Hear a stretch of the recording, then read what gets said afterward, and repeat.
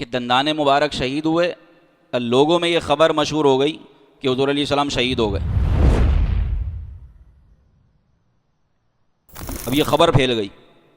اب جب یہ خبر صحابہ کرام تک پہنچی کہ نبی پاک کو شہید کر دیا گیا، تو صحابہ کرام وہیں بیٹھ گئے. کسی نے اپنی تلواریں چھوڑ دیں اور کسی نے جذبہ جہاد میں آ کر یہ کہا کہ اب حضور کے بعد جی کر ہم نے کیا کرنا ہے. وہ میدان جہاد میں دشمنوں کی صفوں میں گھس گئے. کچھ واپس جانے لگے کہ اب حضور کے بعد کیا رہ گیا. اور حضرت انس بن نضر، حضرت انس بن مالک کے چچا، ان کا جذبہ جہاد یہ تھا کہ یہ پکارتے تھے لوگوں کدھر جا رہے ہو؟ خدا کی قسم مجھے احد پہاڑ کے قریب سے جنت کی خوشبو آ رہی ہے، چلو. یہ لوگوں کو لے کر کافروں کی صفوں میں گھس گئے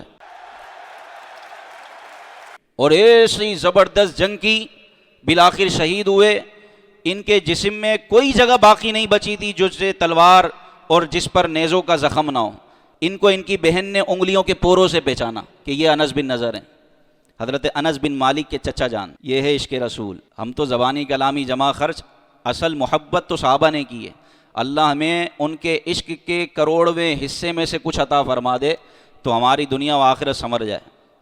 ایسی سرکار سے محبت کریں کہ دنیا یہ کہے کہ یہ نبی پاک صلی اللہ علیہ وسلم کا عاشق تھا، دنیا سے چلا گیا.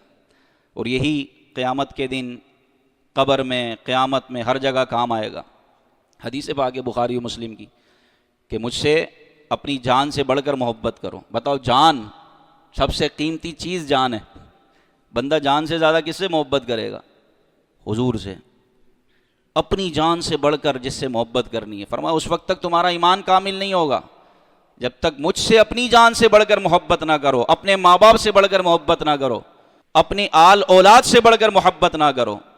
صحابہ گفتگو بعد میں کرتے تھے، وہ یہ کہتے تھے فدا کا ابی و امی یا رسول اللہ، ہمارے ماں باپ آپ پر قربان. یا رسول اللہ ہماری جان آپ پر قربان، ہمارے ماں باپ آپ پر قربان. اللہ ہمیں ایسی محبت نصیب کرے.